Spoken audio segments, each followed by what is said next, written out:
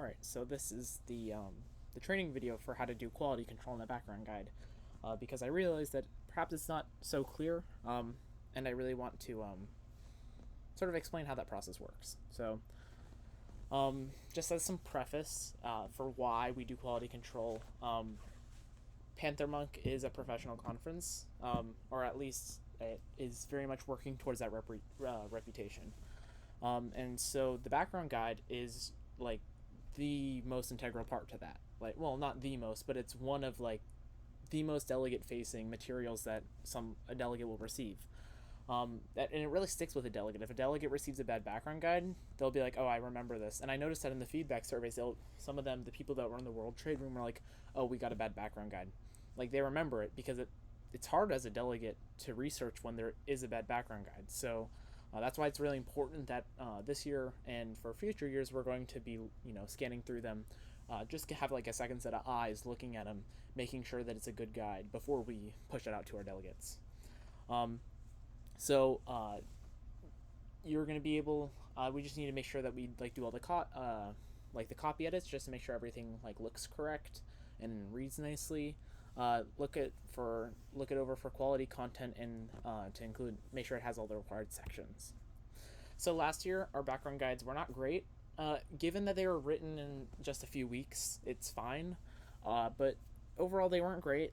All of them were about 10 pages, 11 pages in length, all in Google Slides, like this very strange sort of Sharkman style background guides, which I don't like. But anyways, I didn't really love them.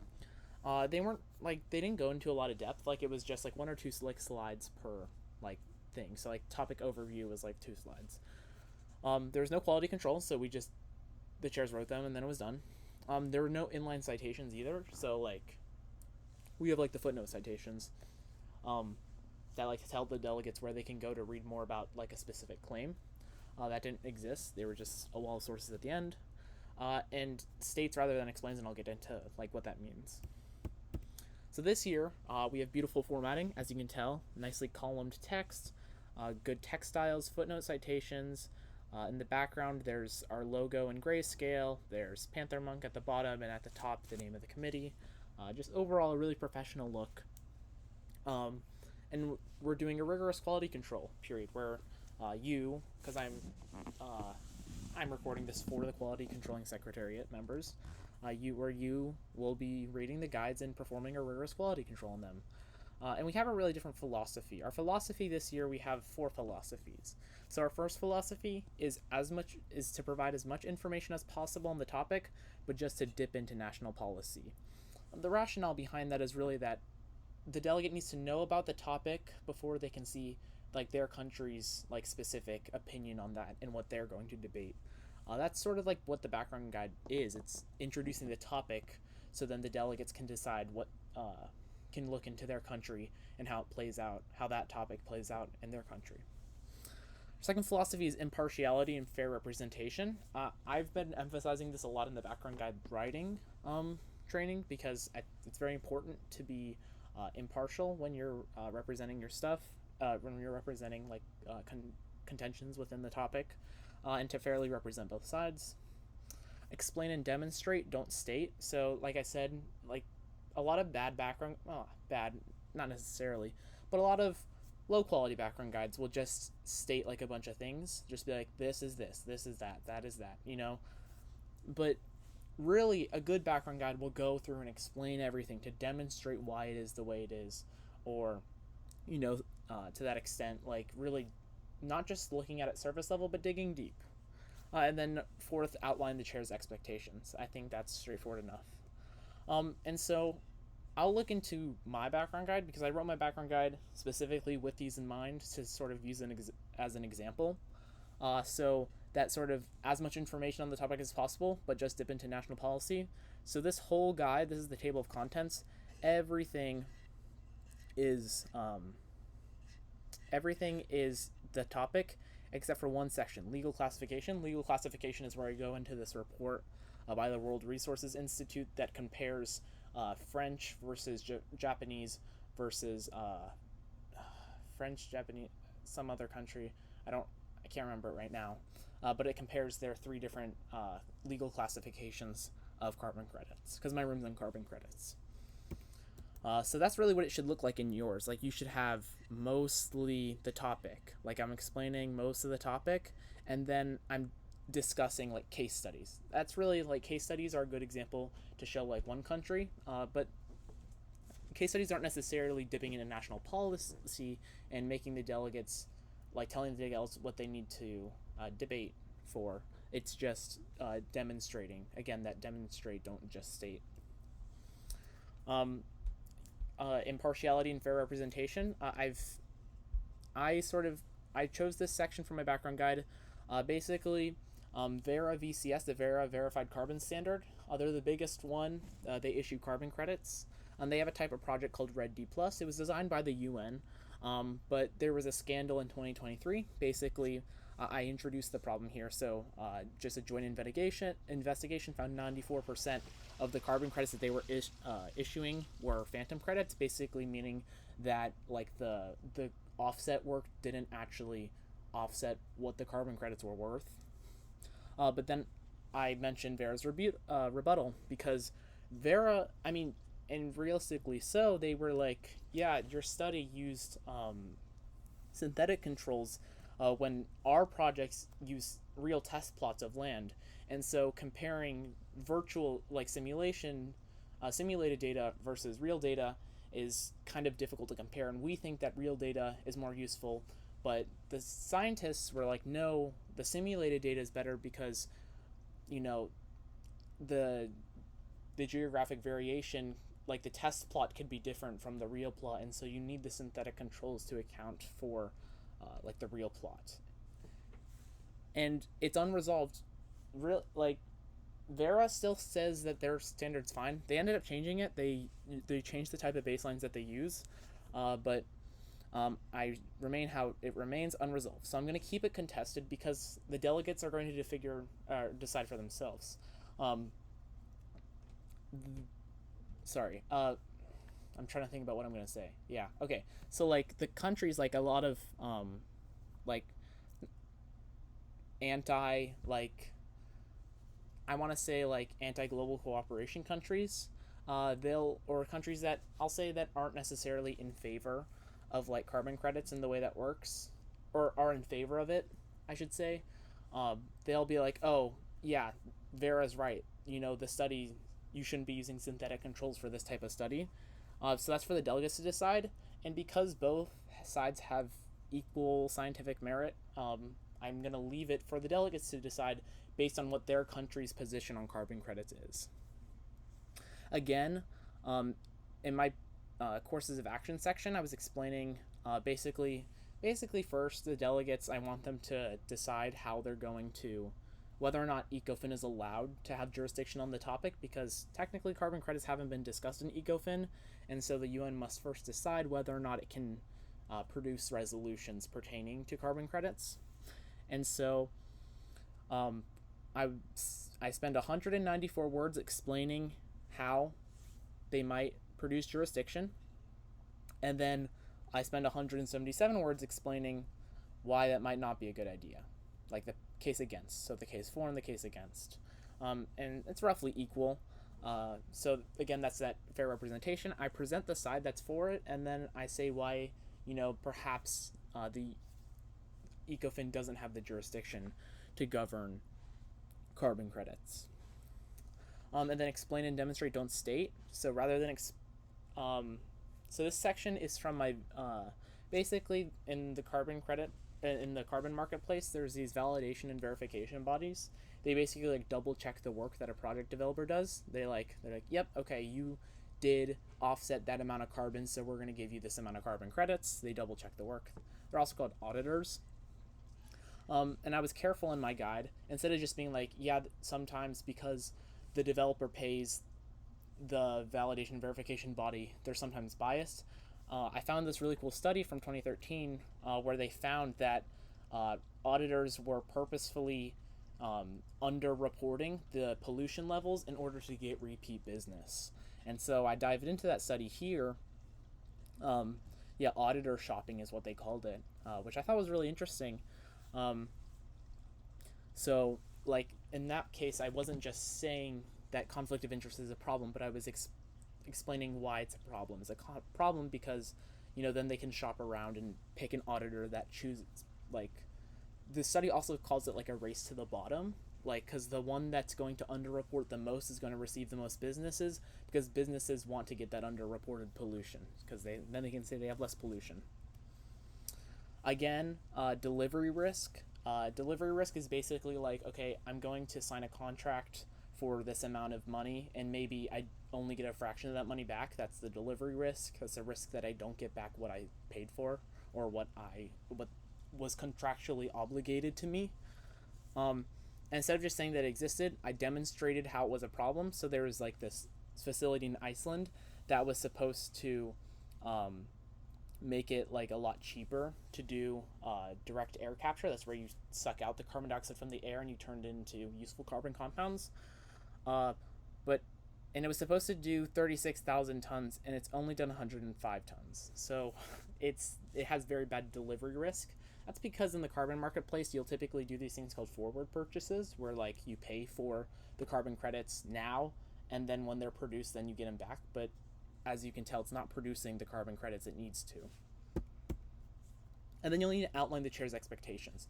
So my guide, I was like, okay, I need to tell the delegates basically what they need to solve, which is, do they have jurisdiction, legal status of carbon credits, what's the right course of action, and what does the resolution need to solve. And then also throughout the guide, I reiterate over and over and over again,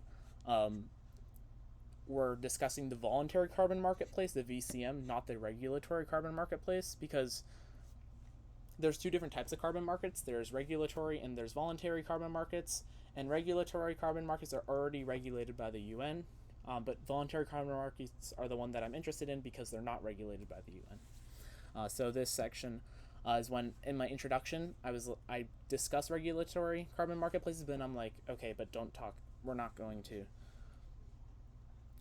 discuss them too much more, except for then I go into the Clean Development Mechanism, which was the UN's first regulatory carbon market, and it's really good for the history, explaining how like a UN mechanism can fail. And then also throughout the guide, I reiterate like how ECOFIN's jurisdiction is contested. Like, is ECOFIN allowed to produce a resolution on carbon credits? Because it's nothing that they've done before. So I really want to make sure that the delegates get that out of the way before they go into solutions. Because what if they decide that perhaps ECOFIN isn't allowed to because it's a voluntary market and the precedent that creates is undesirable? So in the rubric and like the way that you score it, there's content and there's quality. Well, there's content, quality, and required sections.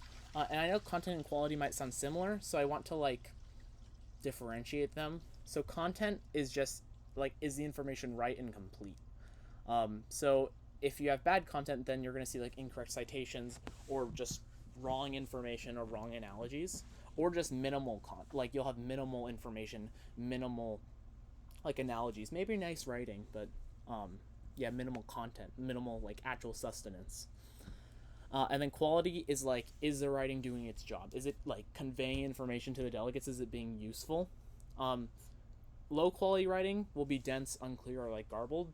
Not necessarily that it'll be kind of hard to read. Basically, quality is like the conveyance is like that big word again, is like how well does it actually get information from the guide to the delegate, and so in my guide I identified, I struggled to find low content, low quality information, but I'll get into that later. But I identified basically high content, high quality, low content, high quality, high content, low quality, and then low content, low quality. So my high content, high quality paragraph that I chose was my one on the HFC 23 scandal. I'll read it. However, this created a perverse incentive. Since producing an HFC 23 destruction facility was far cheaper than the credits it produced, countries would actually increase the HFC 23 production in order to increase the claimed reduction of HFC 23 by destruction facilities, thus bringing in more credits by increasing emissions. In other words, countries began producing excess HFC 23 in order to destroy it for carbon credits through the CDM. I try not to be very dense. You don't really need to have like an economics background to understand what this is saying. Basically, they're just making it to get rid of it, and then like free money glitch, And it's important for like this is really important. This was like one of the big failures of the CDM, and why the Paris and its PACM later replaced the CDM. And there was a good takeaway from this. So this is a lot of content, and it's high quality because, and at least in my opinion, I think it's conveying the information it needs to the delegate. Low content but high quality. Low content is not that much sustenance, but high quality is that it's conveying information to the delegate. So my opening explanation, a company can generate a carbon credit by sponsoring or commissioning a project that removes 1 ton of carbon dioxide emissions. The project is approved by a standards body and is certified by a validation and verification body. Once everything is approved, the credits are awarded. In order for a company to claim it is net zero, it must retire the credits through the registry they worked with, destroying the credits. So, it's not like I'm not giving a bunch of content, but I'm sort of explaining how it works. It's almost oversimplified because actually I spend like pages explaining standards body and pages explaining VVBs and pages explaining retirement. So like this is like a very simplified overview, but it's good. It's high quality because it's conveying the content to the delegates. They read this and now they sort of know what the carbon market how that works. And that's sort of in introductions you'll see a lot. When you're reading, you'll see a lot of low quality or low content, high quality writing because you're not going to front load a bunch of content, but you want high quality writing. So I found a section that in my opinion was high content but low quality. This is basically, I already provided a section about Vera VCS and their rebuttal, but I don't know why I keep saying rebuttal. But there is another section that I talk about it more. Vera argued that this matching process failed to account for local site-specific drivers of deforestation. If such unobserved confounders, or variables that influence both where Red D plus projects are situated and how much deforestation occurs, were omitted from the analysis, the independent studies could be systematically underestimating how much deforestation the projects actually prevented.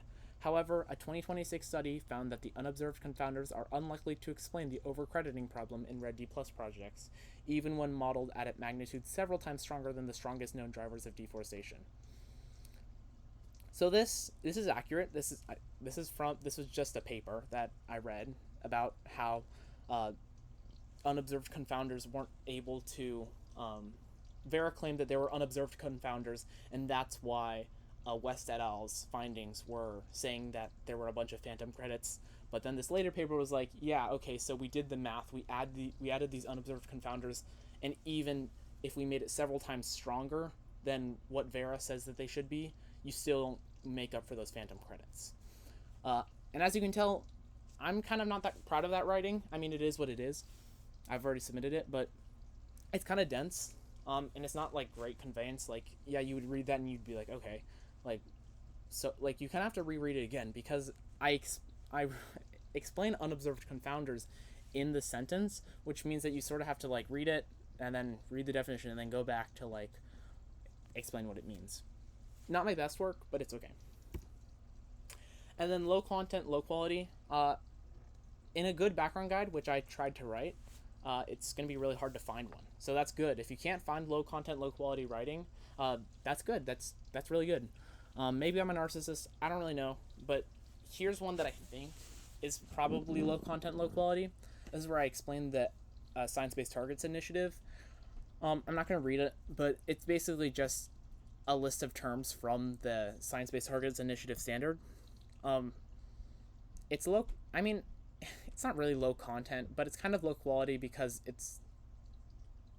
I struggled to really motivate why the Science-Based Targets Initiatives are important. Again, that's something that I think I probably could have done better in my guide, if I had more time, but it's fine. But it's not really low content because I feel like I am explaining a lot. It's fine. That's sort of just the way it is. In my guide, I really tried to make sure that every paragraph was really content filled. So even in my example with the low content, high quality, like this still has the good content. So I wouldn't say that, I wouldn't say that this is necessarily low content because the science-based targets initiatives are very important for delegates, and if they are considering frameworks, then they will need to know the specific language that the science-based target initiatives use. Anyways, that's enough of my guide. That's enough of the specimen examples. Now getting into ad hoc edits. So your ad hoc edits basically are like copy edits, but not content edits. So that's if you're changing like the formatting or the readability. The second that you realize that you're adding new content, maybe you're like fixing what a source is saying, or you're adding like a new line and be like, oh, I think maybe I should emphasize this. No, stop, don't do it, because that's not a copy edit anymore. That's a content edit. So you must use your edit log in the Google Classroom, and when you do your edit log, you'll paste in the old window and then the new updated window. What I mean by the window is basically this. So maybe I want to fix something in this sentence. The window is going to be this sentence plus the sentence before it and the sentence after it, even across paragraph breaks. If there's headings in between, you don't have to include the headings. Like maybe a new section starts here and then this paragraph's after. So don't include the headings, but include the sentences before and after. That way you can locate. I can locate it if, like in an appeal, like if you have to cross-reference stuff. In feedback, it's crucial. So like don't just do a bunch of ad hoc edits, like fix everything and then don't explain it in the feedback. If you're realizing that you're having to do a lot, be like in the remarks, being like, hey, just so you know, I had to fix a lot. For next time, make sure to proofread, blah, blah, blah. Look at your citations. Here's how you can improve your blah, blah, blah, whatever. This isn't on the slide, but you can only do, there's a maximum of 10 ad hoc edits that you can perform. After that, stop and don't do any more. Just appraise the guide as it is. Because if we don't want you to have to keep doing work for like extended periods of time. So just, if it's getting to the point where like you're editing everything, then just stop. So scoring, there's 3 different dimensions, like I said. So there's quality, the content, and the formatting. And I'll just read the section from the policies because that's kind of the way that you need to know it. So scoring on it's a section that's, okay, so the reason it's kind of weird is because anyways, sorry. The reason it's out of context, but quality, content, and format, in which quality is defined as the overall standard of writing, clarity of prose, depth of analysis, and whether the background guide provides delegates with a useful understanding of the topic, also that conveyance. Content is defined as the substance of the background guide, including accuracy of information, coverage of key stakeholders and historical context, relevance to the topic, and the strength of the questions to consider. And format is defined as the adherence to the official PantherMUNC template, correct use of citation format, Chicago, proper inclusion of the required sections, and overall visual consistency within the template. When you're making those copy edits, it'll really only be format. All right, so like I said, you score each out of 10. So you'll score like the quality out of 10, the content out of 10, and the format out of 10. And then you'll look at the total. If the total is less than 15, then the guide fails. Also, if you score anything less than 4, then the guide also fails. And then you can also just decide if it fails if you don't like it. I said based off vibes. Really not. Just read it, and if you're like, I can't let this pass because of something, explain it in the remarks. And be like, hey, just so you know, I'm failing this because of X, Y, and Z. So don't feel like, oh, I need to like manipulate the score. No, score honestly, but then if you're not comfortable publishing this out to the delegates, you can just fail it and say why, so then it can be fixed. Okay, so AI and LLM use is prohibited. You can use it for research. That's welcome. I used it for research. I like AI using for research, but everything that I wrote was not AI, and that's something that's in our PantherMUNC policies. So a chair cannot write their background guide using AI. It has to be all them writing it. In order to because AI detectors are so they don't always work, we require that you start collecting something called an evidence portfolio. And in your evidence portfolio, you're going to want to include suspicious version history, inconsistent or incorrect sourcing, a comparison to past writing, so like past writing sources. There's also some heuristic signs that you can do, like if you're reading and you're like, oh, this sounds like AI. And then also you can talk to the chair or inquire. So the version history, it'll look like this. If you're seeing like a backspace and then all of a sudden a big, like Google Docs highlights it based on what was added in that specific edit. So if you're seeing this all of a sudden a big pasted block, that's a little suspicious. Inconsistent or incorrect sourcing. So like look in the sources, making sure that the content aligns with what they're saying.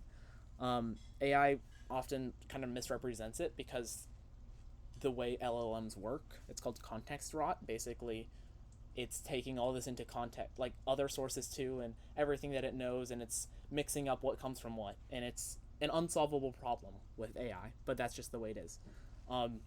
Also, if there's long sections unsighted, but also this doesn't always work because, like, speaking from my experience, once you've sort of explained everything, you don't really need to cite it again. That's redundant. So like in my like courses, suggested courses of action or blocks, I didn't cite any sources because I didn't need to, because everything was already in the guides. I didn't need to say any more. I mean I could have technically, but I didn't. I was tired. I didn't really want to, because it was all there and it was all my ideas. Like I didn't need to. I didn't need to explain anymore. Look at your like comparison to past writing. So if you want, ask the chair, be like, hey, could you send me like an essay that you wrote in English class, or could you send me, a piece of writing that you think exemplifies your writing style, and just read the two and cross-reference. Because oftentimes just like writers write this, like I write in a very like, my style of writing is sort of my style of writing, like that I've noticed even across projects. So just ask a chair, being like, hey, I'd love to see another sample of your writing. And then also, if you suspect that like a specific section was written with AI, then use the rest of the guide as your comparison. Assume that the rest of the guide is chair written, and compare it. See like if the authorship is like very strange, or if it's different from the rest of the guide. And then heuristics, so that just like if it sounds like AI. The editors and administrators of Wikipedia, because AI writing is now prohibited on Wikipedia. Well, it has been for a few months, but they basically wrote this long guide that explains how editors should be able to identify AI usage. And I've posted in Google Classroom. It's a really good page. It's really in depth. It's a really good read. But some of the big ones that you'll see is an overemphasis on like saying stuff's like a broader trend, or indicative of, or exemplifies, or they like to AI likes to say that everything's a part of the bigger picture or the tapestry or whatever. If somebody's using ChatGPT and all their sources will put UTM source equals chatgpt.com. A UTM source is, if you see UTM source equals something not ChatGPT, UTM source is basically just like the web protocol's way of saying you came from this website. So like a lot of trackers and affiliate links will use it. So not the UTM source itself, but specifically if it says that ChatGPT is the source, or I think Grok also does it, but like Claude or Gemini doesn't do it. So just be mindful. If you see a lot of M dashes, and the M dashes are valid writing, I don't use them, but I know that there are authors that do. And so if it's like, maybe if they don't, but all of a sudden they are, I don't know, it's a little suspicious. This is a big one. Curly quotation marks and apostrophes. Basically, and it's kind of so in Google Docs, whenever you type a quotation mark or an apostrophe, it'll turn it into like a curly one. But some AIs, like Claude and Gemini, they use straight quotation marks and they use straight apostrophes. So you can zoom in on the apostrophes and the quotation marks, and if they're straight, then that means, well, it might be evidence of AI use. I say it might be evidence because, one, sometimes Google Docs hates me, especially if I'm working on my Chromebook. I don't know why. Because it's an autofill. Like, your apostrophe key technically is straight, but Google Docs will turn it into curly. Same with Word. But LibreOffice, which is another word editing program, also only uses straight quotes for some reason, doesn't turn it into curly. So, like, it's not always necessarily AI use. So, and that, and then, like, instead of like, oh, this is something, or this, like, these are something, you'll see a lot of serves as, or stands as, or marks, or functions as, sort of like hedging. And then also, not on this, but if something is saying that they're flagging something, I know that ChatGPT and Claude like to use the word flag a lot to like indicate. And I've never, yes, humans use it, but AIs like to use it a lot. These are all, like I said, heuristics. So, like, oh, you're talking about broader trends, so you use AI. No, this is a background guide on Model UN. You're inherently, like, always going to be talking about the broader trends. And so, like, none of these are like, aha, you use ChatGPT. I mean, except for, like, the UTM source equals. Like, then that's, like, okay. But that doesn't necessarily show, like, AI authorship. That shows AI research, which is fine. But AI authorship is the problem. So, none of these are like, ha, got you. But sustained, that's why you build the portfolio. The sustained evidence is what proves the AI usage. And then inquiry. Basically, just talk to the chair. Be like, hey, I'm concerned that some of these sections might be written using AI. A really easy thing to ask about is just ask them to explain parts of the topic. Ask them to explain parts of the guide. Ask them why they wrote it that way. And that's infinitely better than looking at edit history or looking at those heuristics, because if the chair actually wrote it, then they will be able to say with 100% confidence why they wrote something the way they wrote it, or explain the topic really well, or, so just, like, those are the type of things that you can't really fake. So just talk to them and ask them about the guide. Ask them where they got their information from. Like, don't be afraid to reach out. Yeah, that's what I have to say. Okay, so your evidence portfolio, basically, you're going to want to collect everything as, like, screenshots and explanations and put them onto, like, a Google Doc. I'll make a template. I'll post it soon. And you'll want to save it as a PDF, and you'll upload it in the quality control form. Even if you're not suspicious of AI use, just make a portfolio for all of them. Collect evidence for all of them, because, like, yes, you might be able to see the big ones, but also you want to be able to identify smaller AI usage, because it's really just inappropriate. You're a chair. You should be able to write. You shouldn't be offloading that work to an AI.